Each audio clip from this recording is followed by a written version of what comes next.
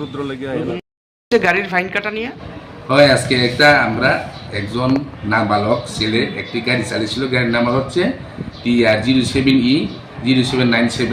ওই গাড়িতে সে 10 তারিখে এই গাড়িতে তার সঙ্গপাঙ্গ বন্ধু বান্ধবকে নিয়েছিল গুলিরাই থেকে বিশাল মসজিদে আসার সময় এই গাড়িটি চালিয়ে নিয়েছিল সে একজন নাবালক ছেলে, তার আলী আকবর।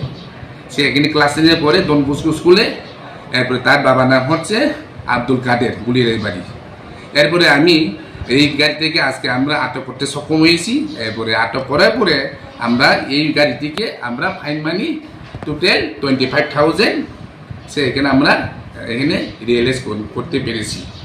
আমি কঠোর বার্তা দিতে চাই আমাদের বেসরকারি থানার যে গার্জেনদেরকে, যাতে মা বাবা যদি তারা কোনোদিন তার ছেলে মেয়েদেরকে কোনোদিন বাইক গাড়ি স্কুটি যাতে নাবালক ছেলেদেরকে যাতে চালাইতে যাতে না দেয়। আর যদি চালান তাহলে এভাবে কিন্তু আমার এইভাবে এই এমবি অ্যাক্টের 199 এমবি অ্যাক্ট অনুযায়ী 25,000 তাদেরকে ফাইন তারা দেওয়া হবে। কোন সময় কেটেছেন ভাই? আজকে আমরা ফাইন কেটেছি, আজকে দিনে একটু আগে এইটাই আমি এই ফাইনটা আমরা এনে এমবি অ্যাক্ট অনুযায়ী আমরা ফাইন কেটেছি টোটাল 25,000।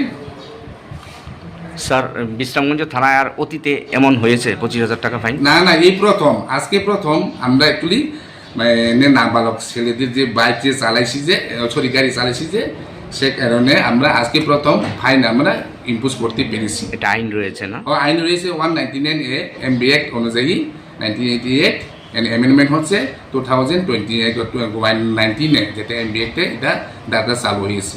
স্যার, ছেলের বাবা কি বলেছে? ছেলের বাবা বলেছে আর ভবিষ্যতে তার ছেলেকে এভাবে চালাতে দিব না, আমার এখানে ভুল হয়েছে আর ভবিষ্যতে এভাবে দিব না, এটাই তার প্রস্তুতি করে সে এনে দিয়ে গেছে। স্যার, আপনার নামটা?